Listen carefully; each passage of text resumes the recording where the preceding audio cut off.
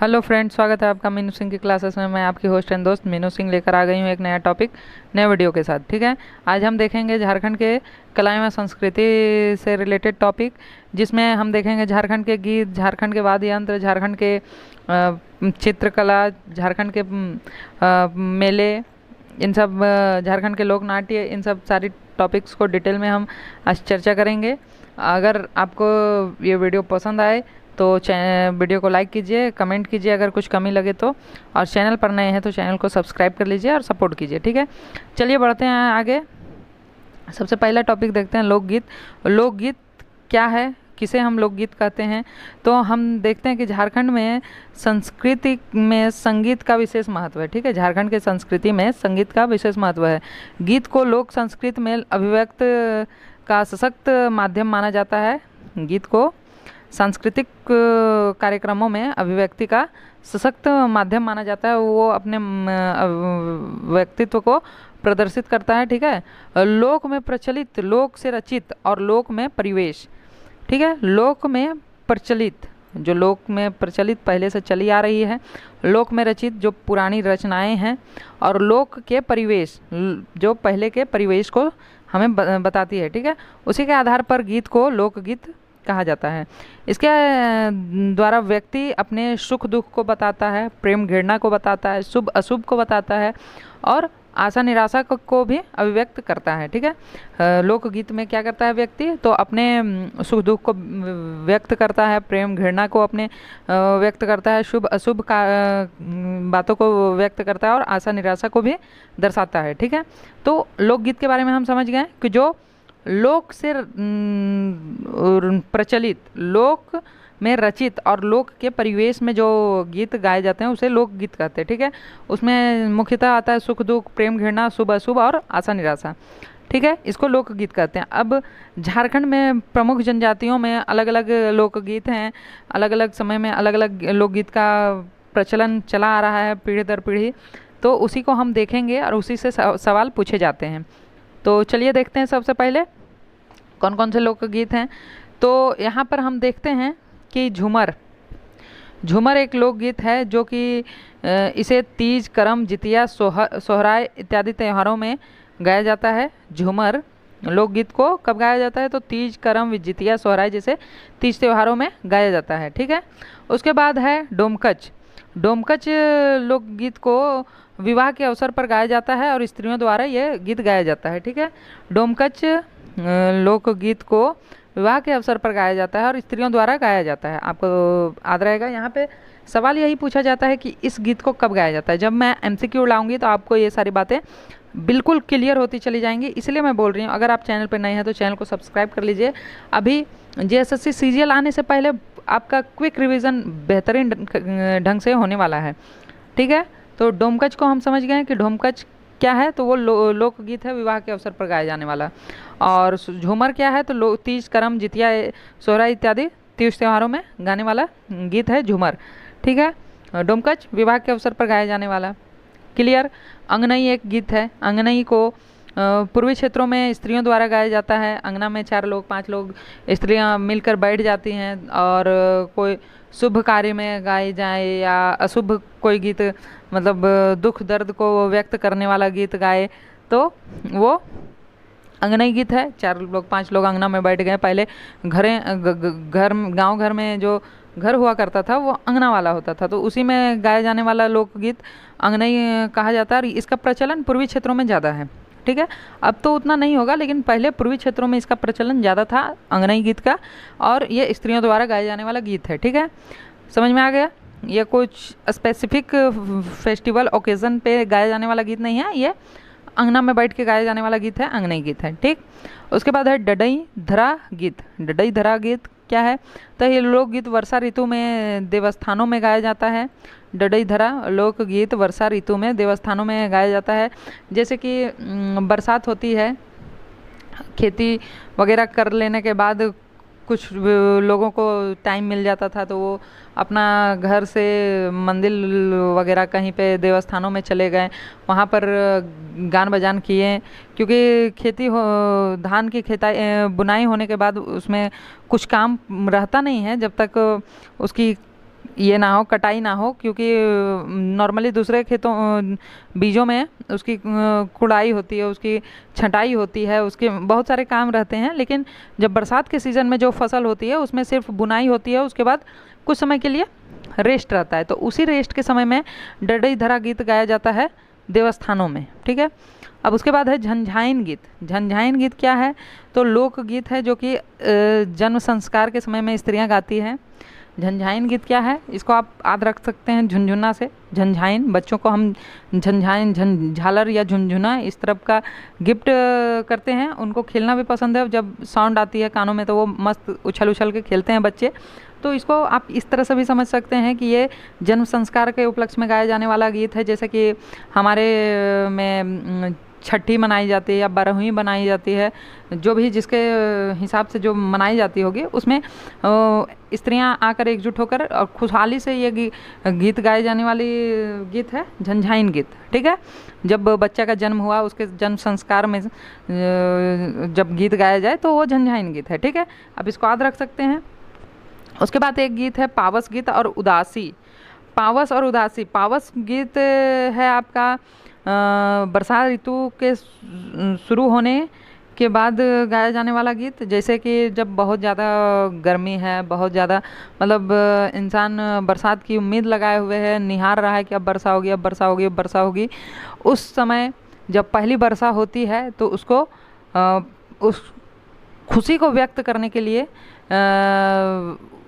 जो बोला जाता है कि जो पृथ्वी की गर्माहट जब निकलती है तो इंसान, ये खुशी का गीत तो नहीं है लेकिन एक उम्मीद की गीत है जिसमें वर्षा शुरू होती है। उसके बाद गाया जाता है कि हाँ चलो फाइनली थोड़ी सी तो वर्षा हुई, क्योंकि वर्षा एक बार होने के बाद कंटिन्यू वर्षा होती रहती है, ऐसा नहीं है। तो ये बस शुरुआत में जो वर्षा होती है उसको व्यक्त करने के लिए पावस गीत गाया जाता है, ठीक है। ये खुशी वाला गीत नहीं है, लेकिन उसको व्यक्त करने के लिए जो गीत गाया जाता है उसको पावस गीत कहते हैं। और एक उदासी गीत है। उदासी गीत जो है कि नृत्यहीन है, उसमें डांस नहीं होता है, ठीक है। अपने दुख को व्यक्त करने का गीत है, उदासी गीत है। गर्मी के समय में गाया जाता है, जब बहुत ज़्यादा गर्मी पड़ रही है तब इंसान वैसे ही दुखी हो जाता है। तो ये उदासी गीत, उदासी वाला गीत ही है, गर्मी के समय में गाया जाता है। और ये डांस इसमें नहीं होता है। और पावस गीत में भी डांस नहीं होता है, ठीक है। ऐसा नहीं है कि कजली सोहर जैसा डांस होने लगता है, नहीं, डांस नहीं होता है उसमें। वो सिर्फ गाया जाता है। जैसे पहली वर्षा होती है तो पावस गाया जाता है, और गर्मी बरसात नहीं हुई है, गर्मी है, उसमें उदासी गाया जाता है, ठीक है। क्लियर हो गया आपका उदासी और पावस। उसके बाद है औंधी गीत। औंधी गीत है विवाह के उपलक्ष्य में गाया जाने वाला गीत, ठीक।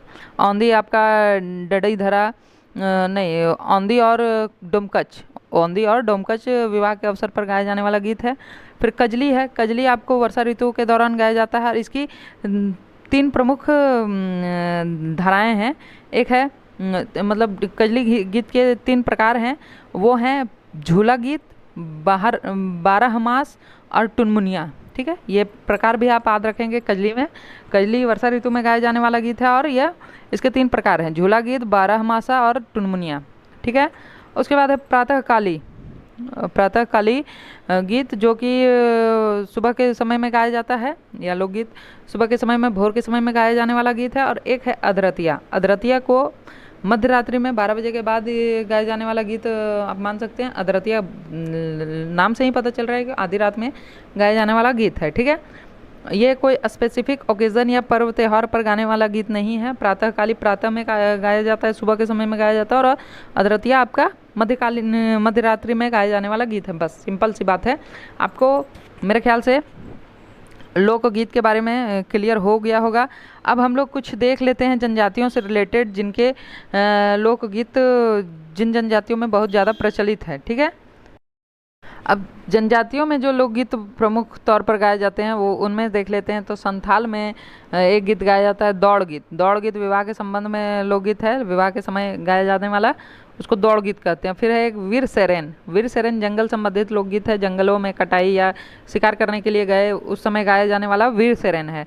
उसके बाद है गोलवारी। गोलवारी लांगड़े, पतवार, दसाई, बाहा, सोहराय, भिनसार, डाटा, मतवार, रिंजा, डाहर, झिंका, धरुम मजाक इत्यादि। ठीक है, थोड़ा संथाल जनजाति में थोड़ा सा ज़्यादा गीत हैं, उसको एक बार फिर से देख लेते हैं। ठीक है, दौड़ आपका विवाह के संबंध में गाया जाने वाला है। वीर सेरेन आपका जंगल में संबंधित है। उसके बाद गुलवारी है, लांगड़े है, पतवार है, दंसाई है, बाहा है, सोहराय पर्व है, भिनसार है, डाटा है। भिनसार में गाने वाला है, जैसे प्रातःकाली है वैसे भिनसार भोर का गीत है।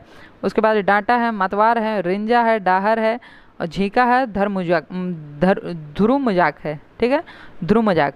उसके बाद देखते हैं दूसरा जनजाति मुंडा जनजाति में। मुंडा जनजाति में जदुर गीत है, जदुर गीत बसंत गीत है, या सरहुल गीत भी कहा जाता है। बाहा संबंधित लोकगीत कहते हैं जदुर को, बसंत गीत, सरहुल गीत या बाहा संबंधित गीत जदुर गीत को कहते हैं। ठीक है, ये मुंडा में प्रचलित है। फिर है गेमा एवं और जदुर। गेमा और जदुर है जदुर का पूरक रूप। जैसे हम जदुर गीत गा रहे हैं उसका पूरा करने के लिए गेमा या और जदुर गाते हैं। ठीक है, इसका पूरक रूप है, पूरक गीत है जदुर का और जदुर। ठीक है, इसको आप इस तरह से मान सकते हैं। उसके बाद है अडंदी। अडंदी है शादी ब्याह से संबंधित लोकगीत जो कि मुंडा जनजाति में प्रचलित है। फिर है जापी, फागुन माह में गाया जाने वाला शिकार संबंधित लोकगीत है। ये फगुआ नहीं है, जापी शिकार किया जाता है फागुन माह में, उस समय गाया जाने वाला गीत है जापी गीत। ठीक है, उसके बाद है करम जो कि मुंडा जनजाति में प्रमुख गीतें हैं। ठीक है, एक बार देख लेते हैं। जदुर, गेमा और जदुर और अड़ंदी, जापी और करम, ये सारी गीतें हैं मुंडा जनजाति के प्रमुख गीत में, लोकगीत में।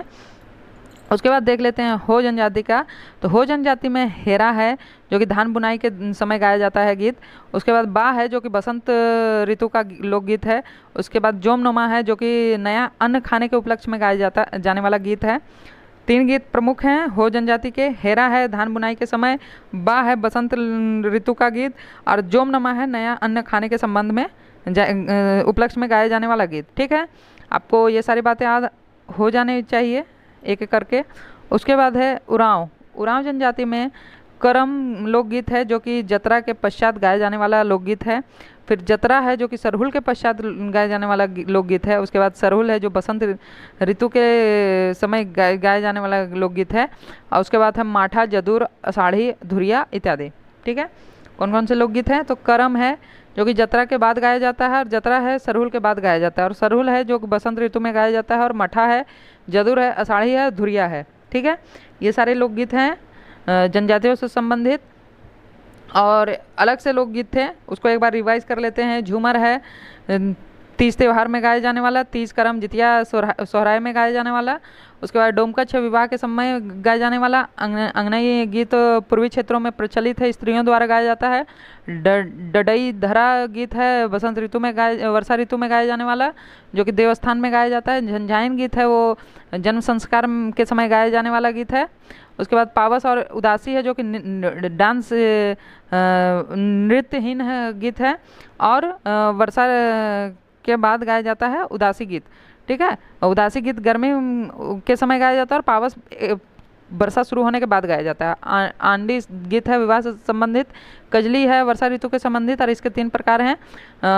झूला गीत, बारहमासा, टुनमुनिया प्रातःकाली सुबह में गाया जाता है, और अधरतिया मध्यरात्रि में गाया जाता है। ठीक है, ये सारी क्लियर हो गए। अब हम देखते हैं झारखंड के लोकनाट्य।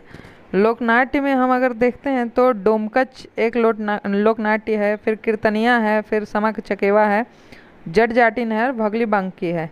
ठीक है, इसको हम डिटेल में देखते हैं। तो डोमकच लोकनाट्य को कब आयोजित किया जाता है? तो इसको विवाह के अवसर पर लड़के के घर में, मतलब दूल्हे के घर में आयोजित किया जाता है। यह रात भर अश्लील हाव भाव और हास्य परिहास्य की प्रस्तुति होती है, जिसमें महिलाएं पुरुष की वेशभूषा धारण करके ये प्रस्तुत करती हैं। और ये जो डमकच लोकनाट्य आयोजित किया जाता है ये पुरुषों की अनुपस्थिति में किया जाता है। ठीक है, आपको ये बात समझ में आ गई?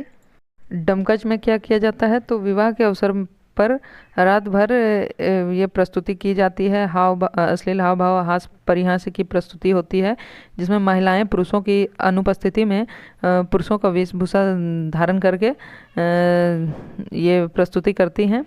ठीक है। उसके बाद एक लोक नाट्य है कीर्तनिया। कीर्तनिया में कृष्ण लीलाओं का वर्णन किया जाता है गानों के माध्यम से।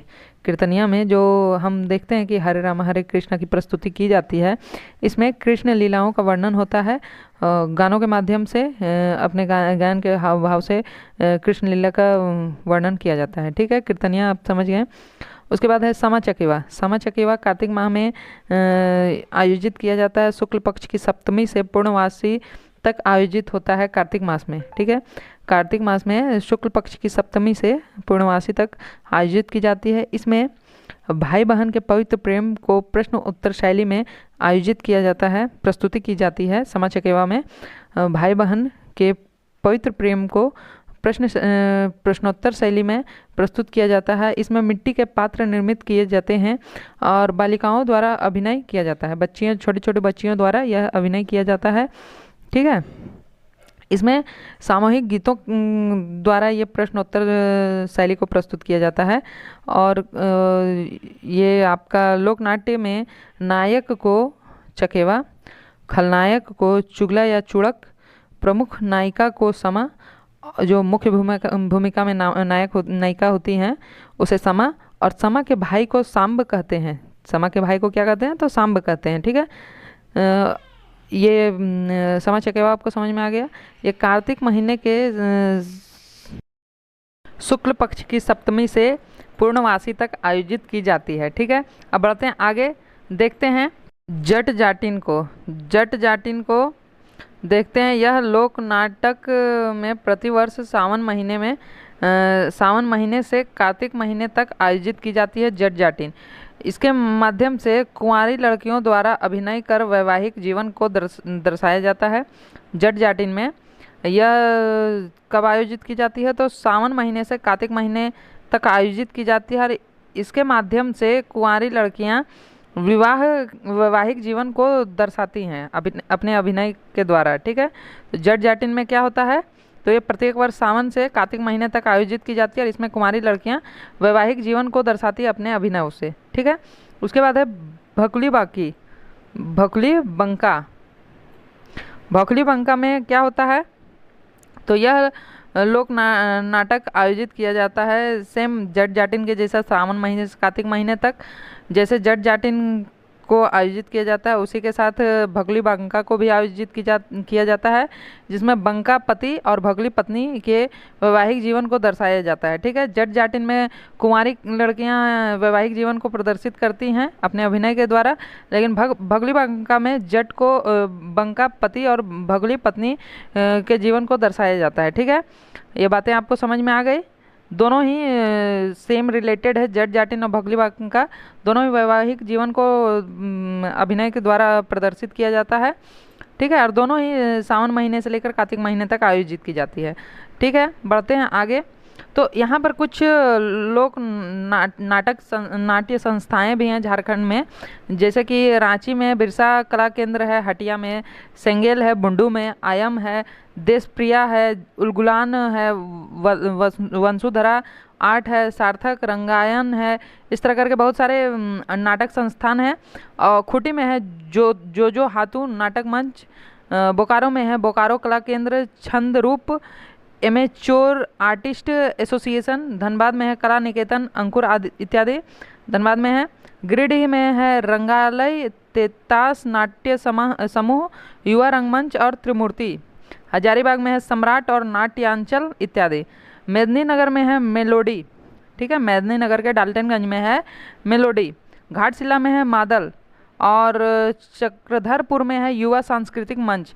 वहीं पे जमशेदपुर में है रंग भारती मंच, अभिनय अरब नाट्य संघ, आराधना, निहारिका, कल्पना, अनुपमा कल्चरल सोसाइटी, निशान ड्रामेटिक एसोसिएशन इत्यादि। ठीक है, कुछ नाटक संस्थान हैं जिनको हमने देख लिया। ये हो सकता है कि सवाल में पूछा जाए, लेकिन इतना इम्पोर्टेंट नहीं है। ठीक है, चलिए बढ़ते आगे। अब हम बात करते हैं वाद्य यंत्र की। तो वाद्य यंत्र में तीन प्रकार के वाद्य यंत्र होते हैं।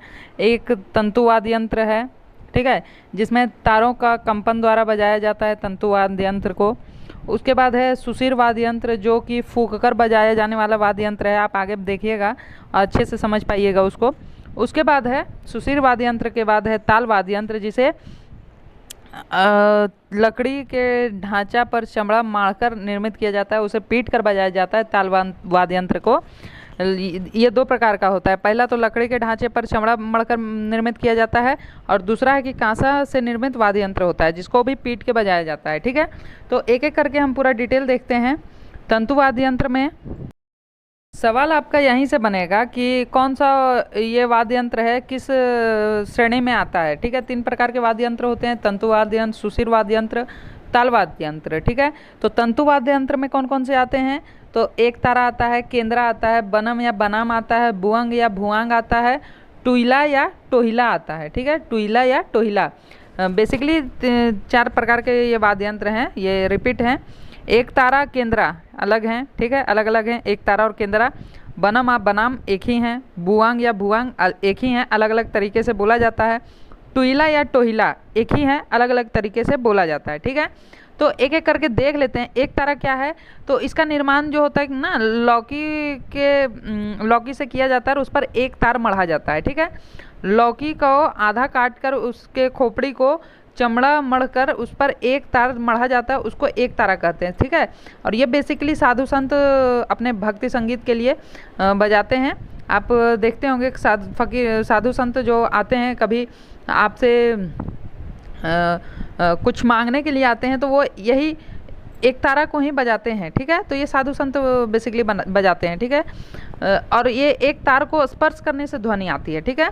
उसके बाद केंद्रा क्या है? तो केंद्रा जो है वो झारखंड का वायलिन कहा जाता है केंद्रा को, ठीक है। इसकी भी बनावट जो होती है, ये खोखली बांस की छड़ी से बनी हुई होती है, और सूखी लौकी का भी इस्तेमाल किया जाता है। इस पर वाद्य यंत्र का निचला भाग नारियल का होता है, और कछुए की खाल द्वारा इसको बनाया जाता है, ठीक है।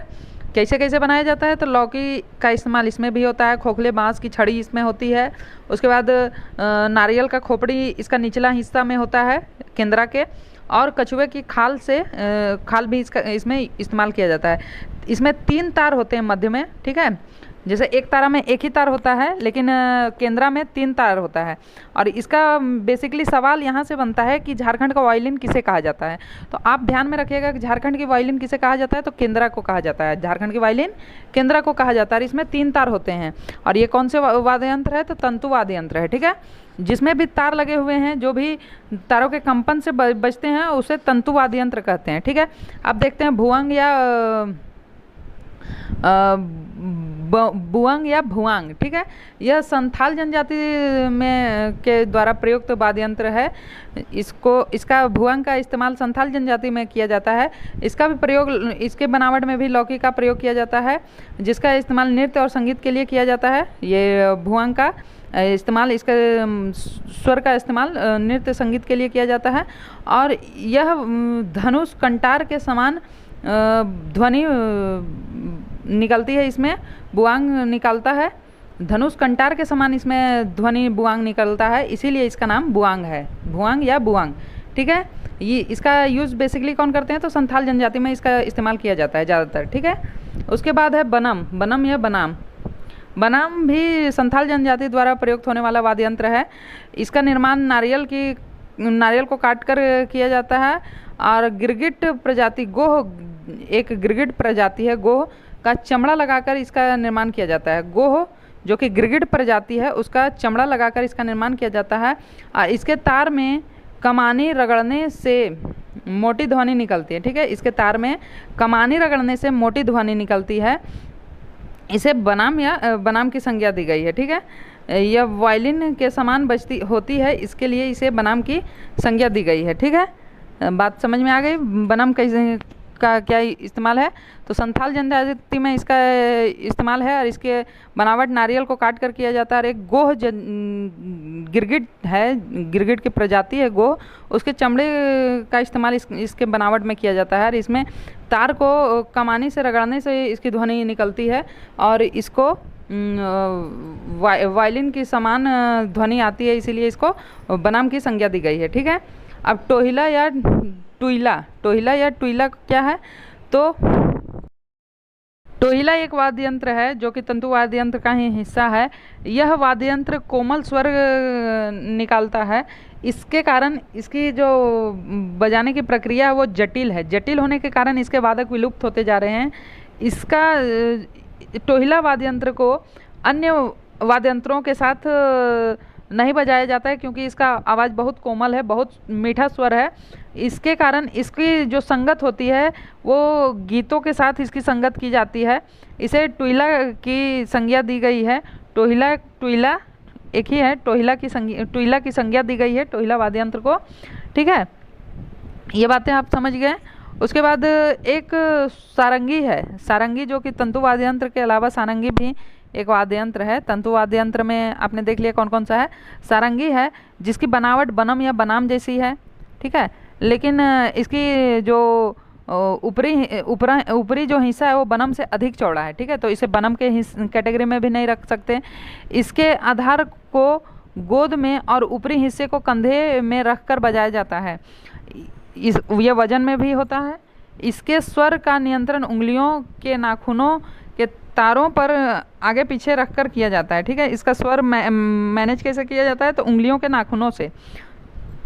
जितने सारे वाद्य यंत्र थे वो किसी न किसी अलग उपकरण से बजाए जाते थे। जैसे आपका केंद्रा था तो वो खोखली बांस की छड़ी से बजाई जाती थी। वहीं पे भुआंग था तो वो धनुष कटार के समान आवाज़ निकालता था। इसको भी अलग चीज़ से बजाई जाती थी। बनम था तो ये आपका धनुष जैसे छड़ी से बजाई जाती थी। लेकिन इसको जो सारंगी है इसको हाथों की उंगलियों से बजाई जाती है। ठीक है, तो ये भी एक वाद्य यंत्र है। चलिए अब बढ़ते हैं आगे सुशिर वाद्य यंत्र की तरफ। सुशिर वाद्य यंत्र क्या है? तो इसे फूंक कर बजाया जाता है। यहाँ पे आप ऑप्शन से ही देख सकेंगे कि बांसुरी, शहनाई, सिंगा, मदभेरी। सिंगा और मदभेरी में थोड़ा सा आप कंफ्यूज होइएगा, लेकिन बांसुरी और सारंगी आपने बांसुरी और शहनाई आपने सुनी होगी। बांसुरी और शहनाई मुँह से फूंक कर बजाए जाने वाला उपकरण है, वाद्य यंत्र है। तो इसका सुशिर वाद्य यंत्र क्या हुआ? मुंह से फूंक कर बजाने वाला वाद्य यंत्र हुआ। ठीक है, इसमें सिंगा और मदभेरी दो नए नाम आपको मिल रहे होंगे। तो एक एक करके देख लेते हैं कि बांसुरी क्या है। तो यह झारखंड में लोकप्रिय वाद्य यंत्र है जिसका निर्माण बांस के द्वारा किया जाता है। इसका बांसुरी जो है वो बांस के द्वारा किया जाता है। इसमें स्पेशल बांस का उपयोग किया जाता है। उसको डोंगी बांस कहा जाता है। डोंगी बांस से इसका निर्माण किया जाता है और बहुत मधुर आवाज़ निकलती है इस बांस की। ठीक है, डोंगी बांस का इस्तेमाल किया जाता है बांसुरी बजाने में, बनाने में, और इसका आवाज़ बहुत मधुर होता है। ठीक है, वहीं पे शहनाई क्या है? तो शहनाई झारखंड के जनजातियों के समूह में का मंगल वाद्य यंत्र है। शहनाई जो है वो मंगल वाद्य यंत्र है। इसको हम देखते हैं, जनरली देखते हैं कि शादी ब्याह के अवसर पर शहनाई बजाई जाती है, जिसे सनाई की भी संज्ञा दी गई है। ठीक है, और यह वाद्य यंत्र जो है ये शादी विवाह, पर्व त्योहार, नटुआ नृत्य, छऊ नृत्य, पाइका नृत्य इत्यादि में बजाया जाता है। इंपॉर्टेंट बात यह है कि शादी विवाह तो आप जानते थे, पर्व त्योहार भी आप ऑप्शन में लगा लीजिएगा, लेकिन यहाँ पर नटुआ नृत्य, छऊ नृत्य, पाइका नृत्य में भी इसका उपयोग किया जाता है शहनाई का। इसको ध्यान में रखना है। कौन कौन से नृत्य में? तो नटुआ, छऊ और पाइका में। ठीक है, किसका? शहनाई का इस्तेमाल किया जाता है। ठीक है, अब बढ़ते हैं आगे। आगे है सिंगा। सिंगा क्या है? तो बैल या भैंस के सींग से बनाया जाता है यह वाद्य यंत्र। सिंगा किससे बनाया जाता है? तो बैल या भैंस के सींग से बनाया जाने वाला वाद्य यंत्र है सिंगा।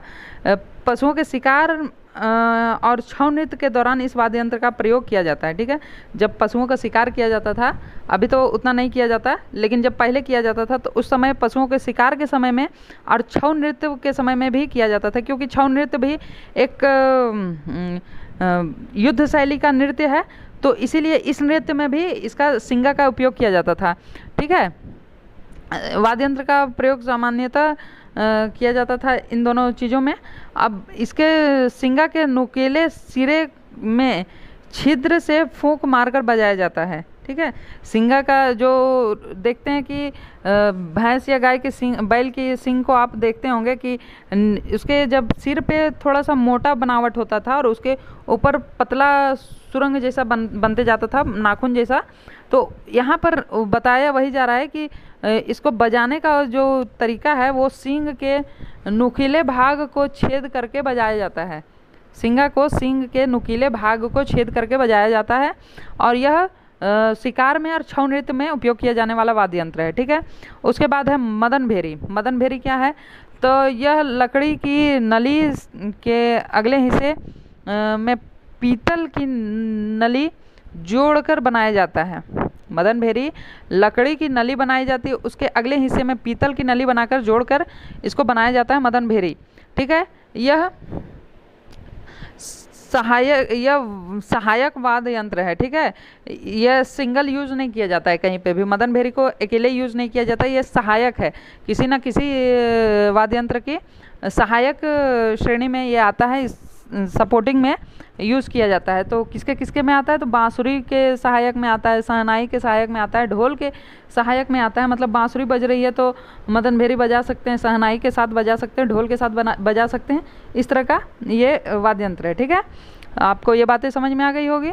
अब बढ़ते हैं ताल वाद्य यंत्र की तरफ। तो ताल वाद्य यंत्र में हम दो टाइप के वाद्य यंत्रों को पढ़ेंगे। एक तो लकड़ी के ढांचा पर चमड़ा मढ़कर निर्मित किया जाता है, जिसमें आता है मांदर, ढोल, ढाक, नगाड़ा, धमसा, डमरू, कामरा, ढप, कजरी, जुड़ी, ठीक है। इतने सारे लकड़ी से मढ़कर लकड़ी में चमड़े को मढ़कर निर्मित किया जाने वाला वाद्य यंत्र है। और एक है कांसा से निर्मित वाद्य यंत्र, उसमें आता है करताल, थाल, थाला, झाल, मंझिरा, काठ, खाला, इतने सारे आते हैं कांसा के से निर्मित होने वाले, ठीक है। तो एक एक करके पहले देख लेते हैं। जो लकड़ी के ढांचे पर चमड़ा मढ़कर निर्मित किया जाता है उसमें आता है मांदर, ढोल, ढाक, नगाड़ा, धमसा, डमरू, कमरा, ढप, कजरी, जुड़ी। तो एक एक करके देखते हैं। पहले मांदर को देखते हैं। तो मांदर क्या है? तो मांदर झारखंड का प्राचीनतम प्रमुख वाद्य यंत्र में आता है, ठीक है, जिसको तुम्दक भी कहते हैं। प्राचीन वाद्य यंत्र में आता है मांदर, जिसको तुम्दक की भी संज्ञा दी गई है। इसका उपनाम अगर पूछ दिया जाए, मांदर का दूसरा नाम या उपनाम या क्या संज्ञा दी गई है, तो तुम्दक की संज्ञा दी गई है और प्राचीनतम वाद्य यंत्र है मांदर, ठीक है। उसके बाद देख लेते हैं आगे। तो इसका निर्माण जो होता है मिट्टी या लकड़ी के गोलाकार खोल के खुले सिरे के दोनों तरफ बंदर या बकरे के चमड़े मढ़कर किया जाता है, ठीक है। इसका निर्माण कैसे किया जाता है? तो मिट्टी या लकड़ी के गोलाकार खोल बनाया जाता है, उसके दोनों सिरों पर या तो बंदर का चमड़ा लगता है या बकरे के चमड़े को मढ़कर किया जाता है। इसका निर्माण किसका? मांदर का, ठीक है। इसका बायां एवं दायां मुंह क्रमशः चौड़ा और छोटा होता है। मतलब एक साइड का मुंह चौड़ा होता है और एक साइड का मुंह छोटा होता है, उसको मांदर कहते हैं। छोटे मुंह वाले खाल पर विशेषकर विशेष प्रकार का लेप लगाया जाता है। इसका आवाज़ गूंजदार होता है, ठीक है। जब जो छोटा आकार का जो घेरा होता है उसमें एक विशेष प्रकार का लेप लगाया जाता है, जिसके कारण इसका आवाज़ गूंजदार होता है, ठीक है। आप समझ गए होंगे मांदर क्या है। तो मांदर के बारे में आपको 4-5 बातें याद रखनी है। पहला तो प्राचीनतम वाद्य यंत्र है, इसका उपनाम तुम्दक है और यह बकरे या बंदर के चमड़े से मढ़ा जाता है और मिट्टी या लकड़ी का उपयोग किया जाता है इसको घेरा देने के लिए, गोलाकार बनाने के लिए, ठीक है। एक साइड चौड़ा होता है, एक साइड पतला होता है, ठीक है।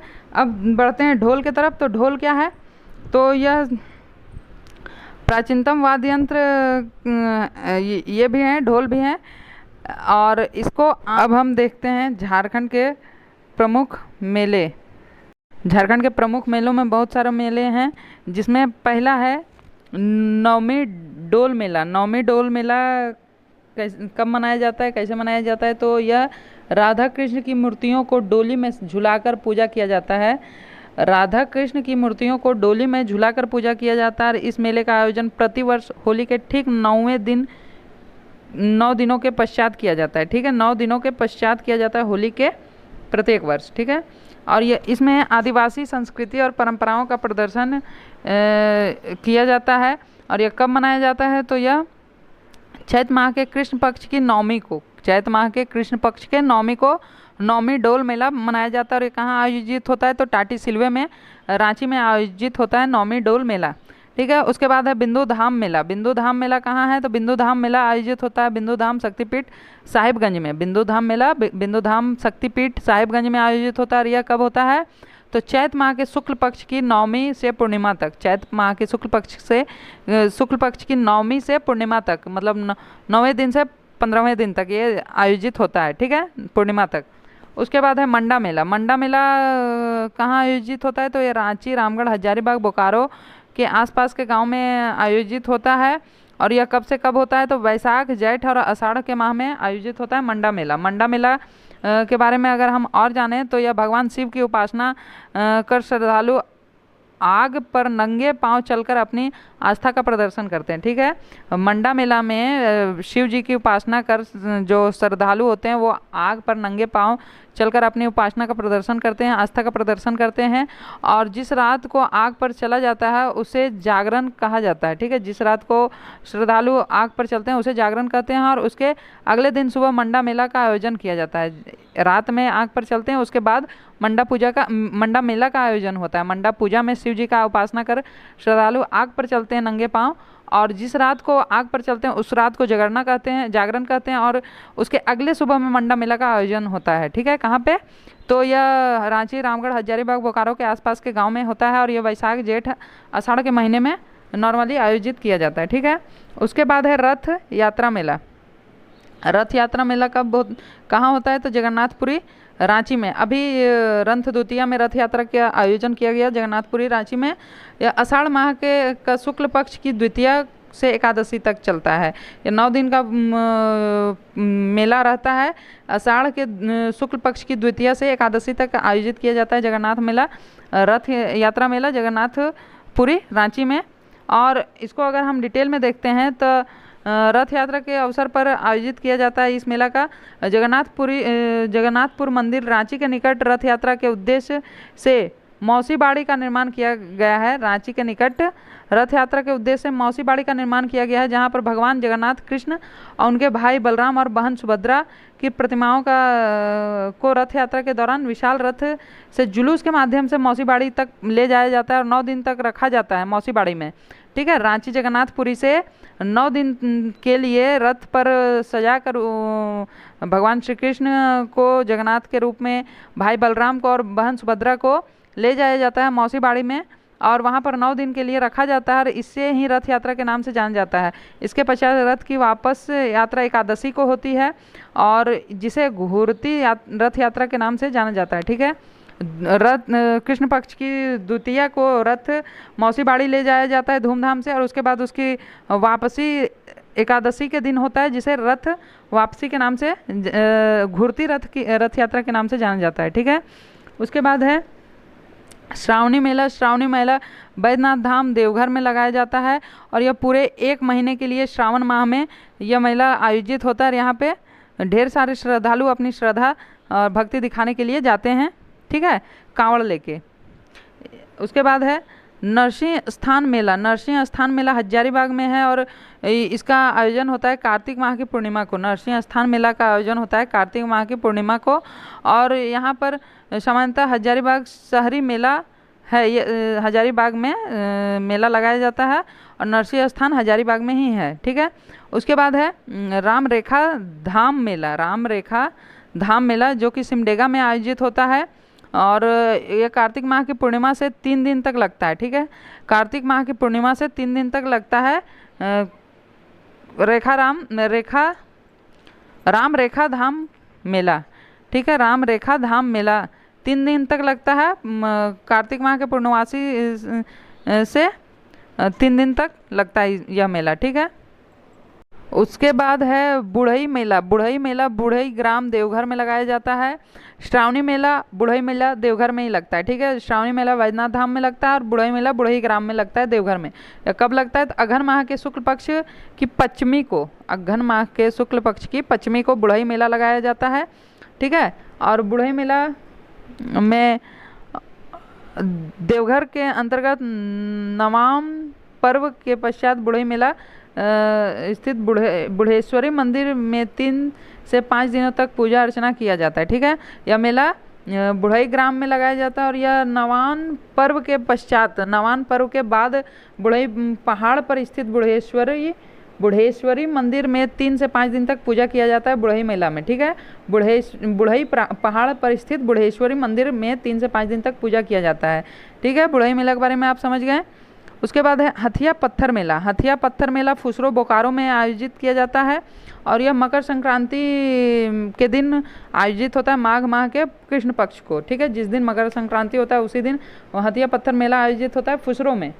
ठीक है, उसके बाद देखते हैं तो सूर्यकुंड मेला बरकट्ठा हजारीबाग में लगाया जाता है और यह मकर संक्रांति से अगले 10 दिन तक चलने वाला मेला है। सूर्यकुंड मेला मकर संक्रांति के अगले 10 दिन तक चलने वाला मेला है। ठीक है, और ये बरकट्ठा हजारीबाग में लगाया जाता है। फिर है हिजला मेला। हिजला मेला मयूराक्षी नदी के तट पर दुमका में लगाया जाता है।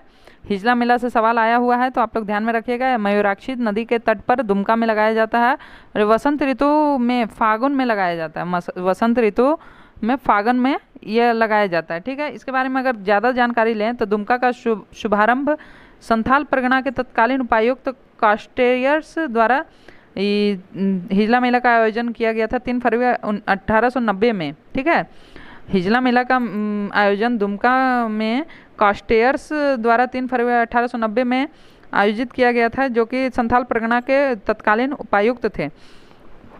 यह मेला संथाल परगना की पहाड़ियों में प्रचुर मात्रा में पाई जाने वाली हिजलोपाइट नामक खनिज की संक्षिप्त रूप हिजला है। ठीक है, हिजला मेला नाम कैसे आया तो यहाँ पे संथाल परगना के पहाड़ियों में हिजलोपाइट नामक खनिज पाई जाती है जिसका संक्षिप्त रूप हिजला है। ठीक है, वर्ष 1975 में संथाल परगना के तत्कालीन आयुक्त, ठीक है, 1975 के तत्कालीन आयुक्त जो GR पटवर्धन की पहल पर हिजला मेला के आगे जनजातीय शब्द जोड़ा गया। हिजला मेला के आगे जनजातीय शब्द कब जोड़ा गया तो 1975 में GR पटवर्धन के पहल पर। ठीक है, जो कि तत्कालीन उपायुक्त थे। उसके बाद झारखंड सरकार ने इस मेला को वर्ष 2018 से एक महोत्सव के रूप में मनाने का निर्णय लिया। कब से? 2008 से एक महोत्सव के रूप में मनाने का निर्णय लिया झारखंड सरकार ने और 2015 में इस मेला को राजकीय मेला का दर्जा प्राप्त हो गया। ठीक है, 2015 में इस मेला को राजकीय मेला का दर्जा प्राप्त हो गया। तो इसकी हिस्ट्री देख सकते हैं आप। 1890 में उपायुक्त जो तत्कालीन उपायुक्त कास्टेयर्स द्वारा 3 फरवरी 1890 को इसे शुभारंभ किया गया। किसके हिजला नाम क्यों पड़ा तो हिजलोपाइट नामक खनिज की संक्षिप्त रूप को हिजला नाम दिया गया। ठीक है, 1975 में ये संथाल परगना का के तत्कालीन उपायुक्त GR पटवर्धन इस मेला के आगे जनजाति शब्द को जोड़े और 2008 में इसे महोत्सव का रूप दिया गया और 2015 में राजकीय मेला का दर्जा प्राप्त कर लिया। ठीक है, झारखंड सरकार ने 2008 को इसे महोत्सव का रूप में माने और अब इसका नाम राजकीय जनजातीय हिजला मेला महोत्सव के नाम से जाना जाता है। ठीक है, राजकीय जनजातीय हिजला मेला महोत्सव के नाम से जाना जाता है। उसके बाद है गांधी मेला, जिसको विकास मेला भी कहते हैं। तो यह सिमडेगा में आयोजित होता है और यह माघ माह के कृष्ण पक्ष को एकादशी से माघ माह के शुक्ल पक्ष के प्रथम तक किया जाता है। कृष्ण पक्ष के एकादशी से शुक्ल पक्ष के प्रतिपदा तक, फर्स्ट दिन तक किया जाता है, प्रथमा तक। ठीक है, उसके बाद है कुंदा मेला। कुंदा मेला प्रतापपुर चतरा में आयोजित किया जाता है और फागुन शिवरात्रि के अवसर पर इसे मनाया जाता है। कुंदा मेला फागुन शिवरात्रि के समय कुंदा मेला मनाया जाता है प्रतापपुर चतरा में। ठीक है, उसके बाद देखते हैं मुड़मा जतरा मेला। मुड़मा जतरा मेला रांची में आयोजित होता है 28 किलोमीटर दूर राष्ट्रीय राजमार्ग 75 पर रांची डाल्टनगंज मार्ग में मुड़मा नामक गांव में दशहरा के 10 दिन बाद मनाया जाने वाला मेला है मुड़मा जतरा मेला। यह उरांवों की आस्था का प्रतीक है। इस मेला का आयोजन 40 पढ़ा को पाहनों द्वारा किया जाता है। मुड़मा जतरा मेला 40 पढ़ा के पाहनों द्वारा आयोजित किया जाता है। जतरा में स्थापित कलश सूर्य और धरती का प्रतीक होता है और इसके अंतर्गत मुर्गे की बलि देकर खूंटा को पूजा जाता है। ठीक है। प्रचलित दंत कथा के अनुसार इस स्थल पर उरांव एवं मुंडाओं के मध्य 7 दिनों तक नृत्य संगीत द्वंद्व हुआ था, जिसमें मांदर के न होने के कारण मुंडा लोग हार गए और शर्तानुसार इस स्थान को छोड़कर दक्षिण खूंटी की तरफ चले गए थे। ठीक है, तो यह मुंडा जतरा मेला किसके किसके कब आयोजित होता है? तो दशहरा के 10 दिन बाद। और इसमें क्या मेन है? तो यह उरांव और मुंडा के बीच में 9 दिन तक 7 दिन तक नृत्य संगीत और द्वंद्व चला था, जिसमें मुंडाओं को हार मिली थी। किसके कारण? तो उनके पास मांदर नहीं था, मांदर न होने के कारण वो हार गए थे और शर्त के अनुसार मुड़मा गांव को छोड़कर वो खूंटी की तरफ चले गए थे, दक्षिण की तरफ चले गए थे जहाँ खूंटी है।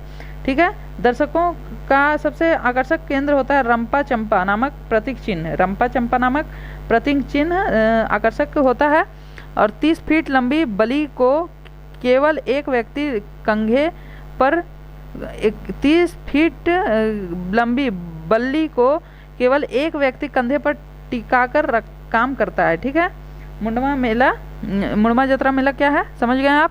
उसके बाद देखते हैं एक बिशुआ मेला। बिशुआ मेला गोड्डा जिला के बसंत राय प्रखंड में प्रतिवर्ष 14 अप्रैल को लगाया जाता है। बिशुआ मेला या बिशुआ, जिसमें मेला प्रारंभ होने के पूर्व साफाहोड़ आदिवासी समाज के लोग प्रसिद्ध तालाब में 3 दिनों तक डुबकी लगाते हैं और पूजा अर्चना करते हैं। बिशुआ मेला 14 अप्रैल को मनाया जाता है गोड्डा जिले में बसंत राय प्रखंड में। ठीक है, अब है नुनबिल मेला। नुनबिल मेला क्या है? तो पहाड़िया जनजाति का प्रमुख मेला है नुनबिल मेला।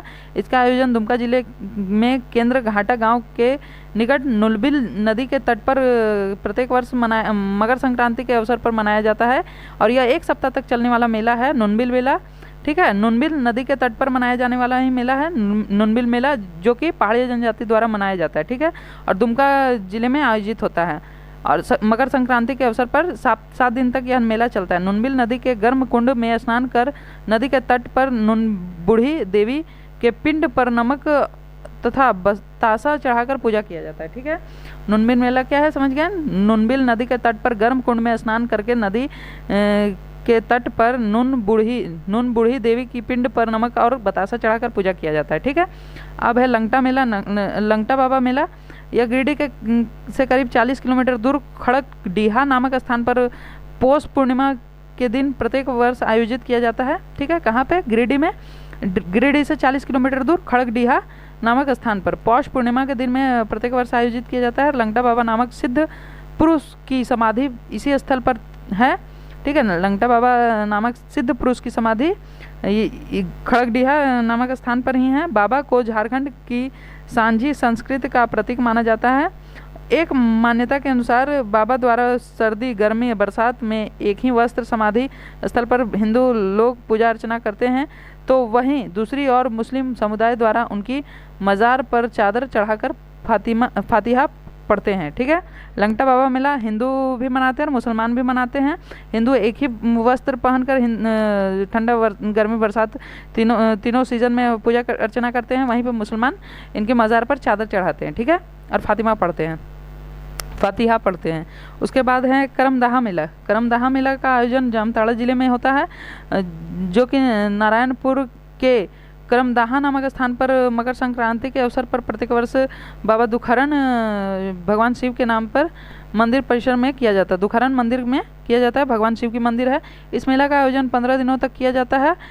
ऐसी मान्यता है कि खोजकर्ण नामक महाप्रतापी राजा द्वारा दुखिया महादेव शिवलिंग की खोज की गई थी। खोजकर्ण महाप्रतापी राजा दुखिया महादेव की शिवलिंग की खोज की गई थी।